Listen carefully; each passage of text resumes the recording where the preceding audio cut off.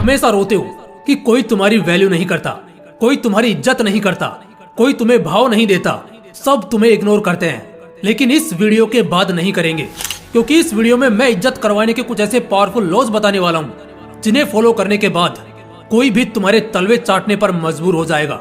बताने को तो बहुत कुछ इंटरेस्टिंग है, पर सब कुछ एक वीडियो में कवर कर पाना बहुत मुश्किल है। इसलिए अगर सेल्फ इंप्रूवमेंट के इस एपिसोड में आप लोगों का मस्त रेस्पॉन्स दिखता है तो आगे ऐसी और भी शानदार वीडियोस आएंगी।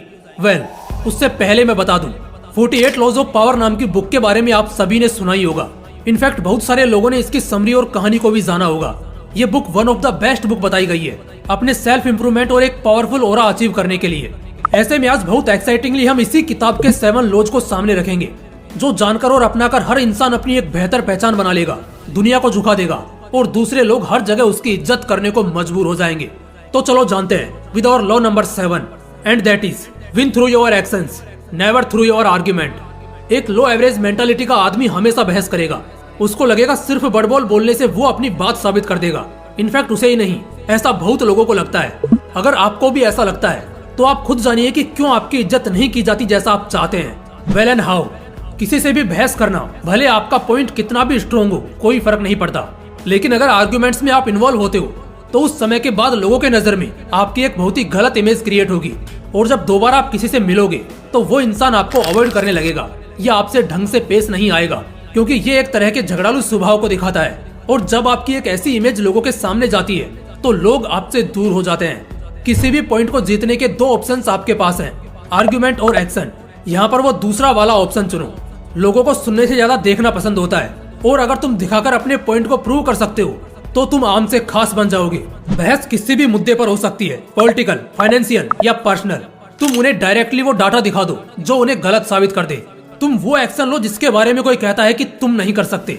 थोड़ा समय लग सकता है, मगर लिटरली इससे तुम्हारा इमेज डैमेज होने और बहुत सारा टाइम वेस्ट होने से बच जाएगा। इनफैक्ट जब कोई आर्गुमेंट से नहीं बल्कि एक्शन से सामने आता है तो उसे सेलिब्रिटी वाली अटेंशन दी जाती है। इसलिए अपनी वैल्यू करानी है तो बहस से कुछ जीतने की कोशिश मत करो, बल्कि एक्शन से जीतो। Law number 6, the law of opportunity. देखो यार, अपॉर्चुनिटी एक ऐसी चीज है ना जो एक इंसान को कुछ बना भी सकती है या उसे गिरा भी सकती है। कैसे, आगे बताता हूँ। देखो, बचपन से लेकर अब तक अपॉर्चुनिटीज मिलती रही हैं और आगे भी मिलेंगी। यही वो शुभ घड़ी होती है जिसमें एक इंसान उन अपॉर्चुनिटीज का फायदा उठाता है, उसमें अच्छा करता है और हर जगह छा जाता है। अब जैसे फॉर एग्जाम्पल, तुम्हारा कोई भी फेवरेट क्रिकेटर होगा, वो इसलिए है क्योंकि उन्होंने हर मौके पर अच्छा खेला है। जब उन्हें मैसेज मिले तो उन्होंने वहाँ पर अच्छा परफॉर्म किया। इसी तरह क्यों कुछ बॉलीवुड स्टार्स को बहुत स्टारडम मिलता है तो कुछ को कोई नहीं पूछता, इसलिए क्योंकि एक को जब फिल्म मिलती है तो वो उसमें बहुत अच्छा करता है और दूसरा इस मौके पर फिसल जाता है, कुछ खास नहीं कर पाता।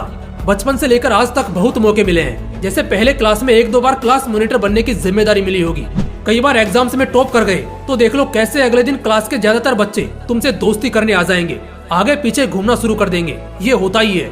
लॉ ऑफ अपॉर्चुनिटी बेसिकली एक इंसान के सामने एक मौके के रूप में आती है, उसे एक मौका देती है जिसमें वो आम से खास बन सकता है। तो बस इस चीज को मिस मत करना। जैसे ही कहीं भी कभी भी सामने कोई भी अपॉर्चुनिटी दिखे, बस छा जाना। Law number 5, always say less than necessary.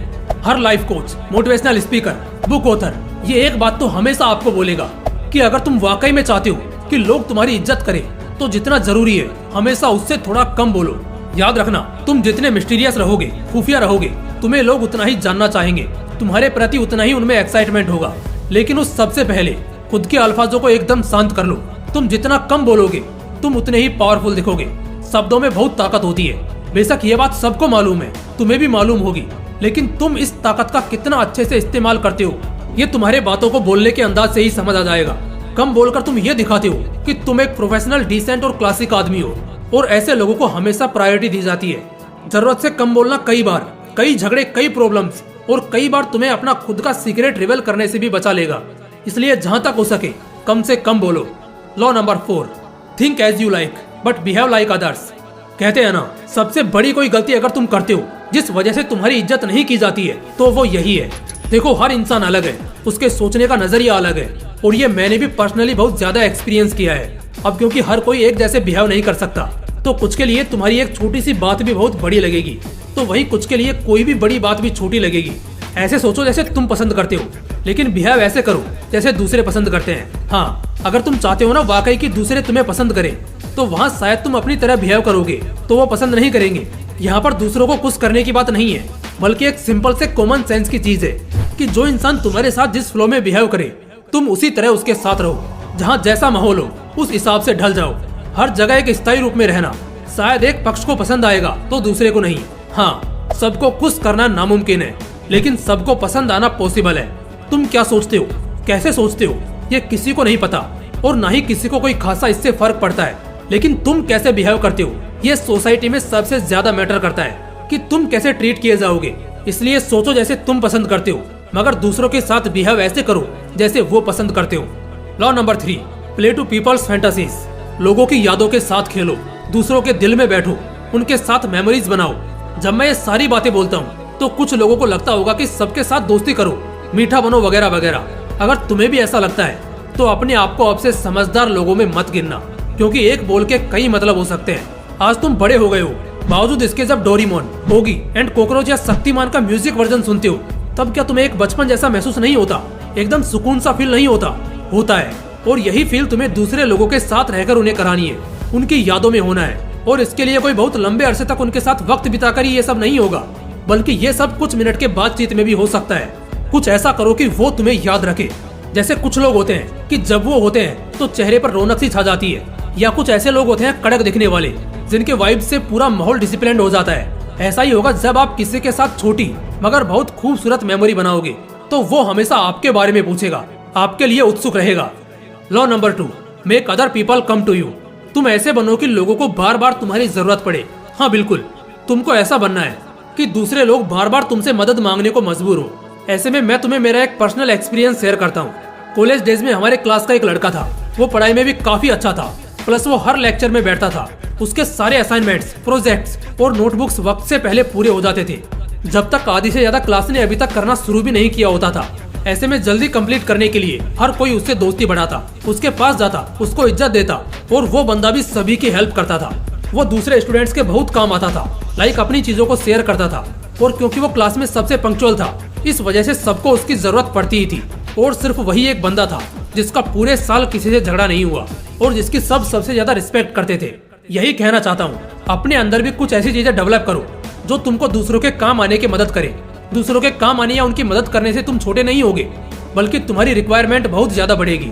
और यह तो यूनिवर्सल नियम है कि जिसकी जितनी ज्यादा रिक्वायरमेंट रहती है, उसकी वैल्यू उतनी ज्यादा होती है।